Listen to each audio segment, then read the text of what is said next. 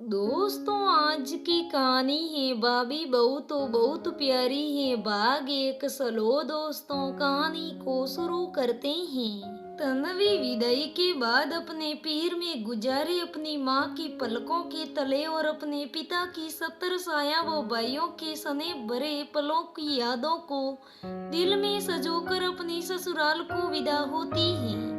दिल में हजारों अरमानों को सजाए नए रिश्तों की बुनियाद लेकर एक नई मॉल और परवरिश में पहुंचती है तन्वी। दिली दिल में अपने पति तन्वी के रूप में अपने पीर में सूटे सारे रिश्तों की परछाई देखती है और इस विश्वास के साथ कि ससुराल में कोई कैसा भी हो लेकिन तन्वी तो मेरे साथ होंगी। तन्वी की ससुराल में उसका स्वागत बहुत ही धूमधाम से होता है। घर रिश्तेदारों से भरा था। सब बहुत खुश थे क्योंकि सबने सुन रखा था कि बहू बहुत ही सुंदर है।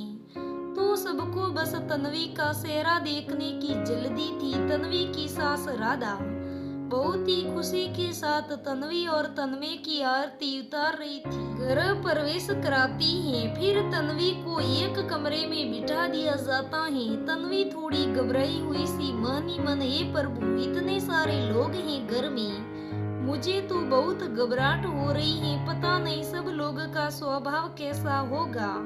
वो इसी सोच में बैठी थी। तभी वहाँ तन्वी की बड़ी मौसी शीला जी और मामी काम्या जी नाश्ता लेकर आती हैं और उन्हें देखकर तन्वी उठने लगती है। तभी शीला जी तन्वी से, अरे बैठी रहो, क्यों परेशान हो रही हो। तन्वी उठकर मौसी जी के पैर छूने लगती है। शीला जी उसे बीच में ही पकड़ते हुए प्यार से, तन्वी भी पैर मत छुओ, सारी रस्में हो जाए उसके बाद आराम से छूना, यह कहते हुए वो मुस्कुरा देती है।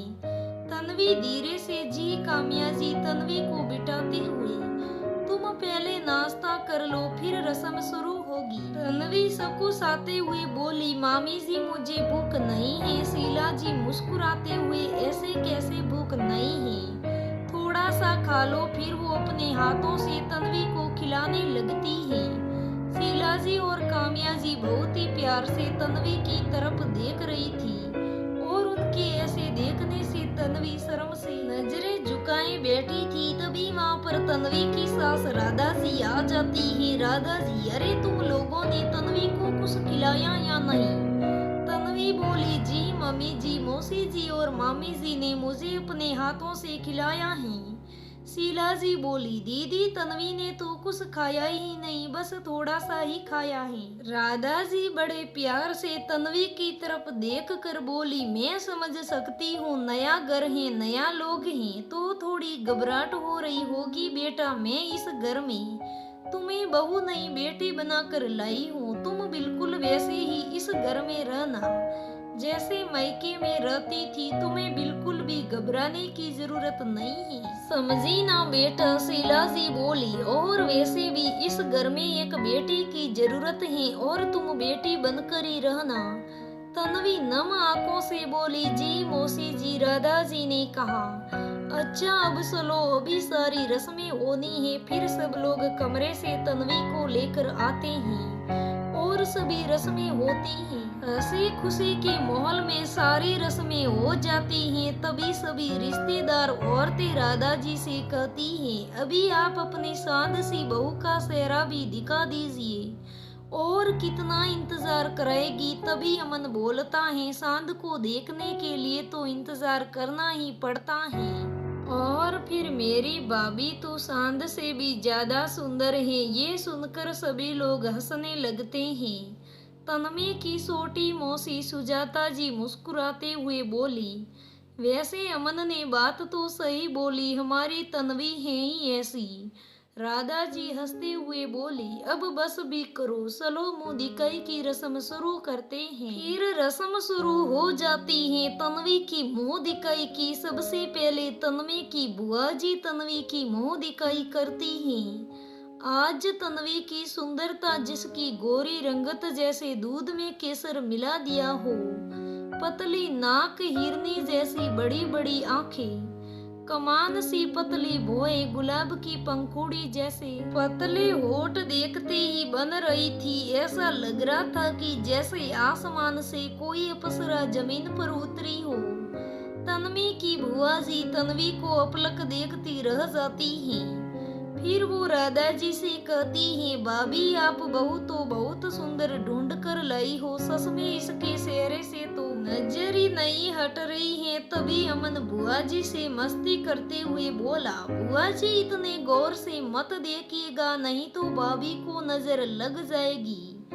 ये सुनकर सब हंसने लगते हैं। फिर एक एक कर सभी तन्वी की मुंह दिखाई करते हैं और सब तन्वी की सुंदरता की तारीफ करते हैं। थोड़ी देर बाद ज्यादातर रिश्तेदार चले जाते हैं। तन्वी के ननियाल पक्ष के सभी लोग रुक जाते हैं। तन्वी को आराम करने के लिए उसे उसके कमरे में भेज दिया जाता है। तन्वी ये सोचकर बहुत खुश थी कि उसे इतना अच्छा ससुराल मिला है। अब उसके चेहरे पर कोई घबराहट नहीं थी। जहाँ ये सब सोचकर तन्वी के चेहरे पर खुशी थी, अचानक से उसके चेहरे पर फिर से घबराहट के भाव आ जाते हैं।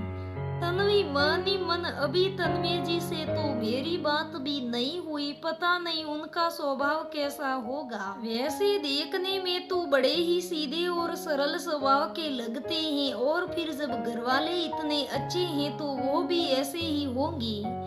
ये सब सोचकर खुद को समझा लेती हैं। थोड़ी देर बाद तन्वी के पास तन्वी की मामी के बच्चे हर्ष जो 10 साल का है और परी 8 साल की आ जाते हैं, और तन्वी के पास आकर उसके गालों पर किस करते हुए हर्ष बोला, भाभी आप बहुत अच्छी हो, बिल्कुल परी जैसी। तन्वी दोनों बच्चों को किस करती है और मुस्कुराते हुए बोली, परी तो ये है, मैं तो तन्वी हूँ। हर्ष भोलेपन से बोला, अरे भाभी इसका तो नाम परी है, आप तो सचमुच की परी हो।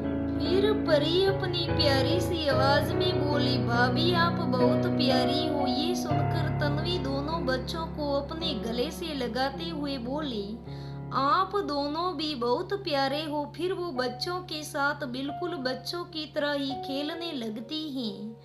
तभी वहाँ पर राधा जी और निशांत आ जाते हैं। निशांत हर्ष को परेशान करते हुए बोला, ओ हर्ष बाबू निकलो यहाँ से, ये मेरी भाभी हैं। हर्ष चिढ़ते हुए बोला, नहीं ये मेरी भाभी हैं, आप जाओ यहाँ से। निशांत हल्के से हर्ष के सिर पर मारते हुए बोला, देखो मैं तुमसे बड़ा हूँ तो ये मेरी भाभी हुई ना, तेरी तो 2 और भाभियाँ आ जाएगी, मेरी तो एक ही है। यह कहकर वो हर्ष को तन्वी से दूर कर खुद तन्वी के पास बैठ जाता है। उसकी इस हरकत पर राधा जी और तन्वी हंसने लगती हैं। हर्ष रानी सी सूरत बनाकर राधा जी से, बुआ जी भैया से बोलो ना कि ये मेरी भाभी है। राधा जी निशांत को डांटते हुए बोली, क्या है, क्यों परेशान कर रहा है उसे, हमेशा बच्चों के साथ बच्चा बनता रहता है। तभी वहाँ अमन के साथ घर की सारी लेडीज भी आ जाती हैं। अमन हर्ष से बोला, क्या हुआ? हर्ष बोला अमन से, देखो ना अमन भैया, ये भैया कह रहे हैं कि भाभी सिर्फ उनकी है, मेरी नहीं। अमन बोला, अरे ये क्या बात हुई, वो तो हम सबकी भाभी है, अकेली उनकी कैसे हो गई? निशांत अमन को चुप रहने को इशारा करता है और फिर वह हर्ष की ओर देखकर बोला, अच्छा चलो भाभी से ही पूछ लेते हैं कि वो किसकी भाभी है। दोस्तों आज की ये कहानी यहाँ पर ही समाप्त होती है। दोस्तों अगर ये पहला भाग आपको पसंद आया हो तो दूसरा भाग देखना ना भूलें। दोस्तों अगर दूसरा भाग जल्दी से जल्दी देखना चाहते हो तो हमें कमेंट करके जरूर बताइएगा, हम दूसरा भाग जल्दी ही लेके आएंगे। धन्यवाद दोस्तों, फिर मिलेंगे दूसरे भाग में।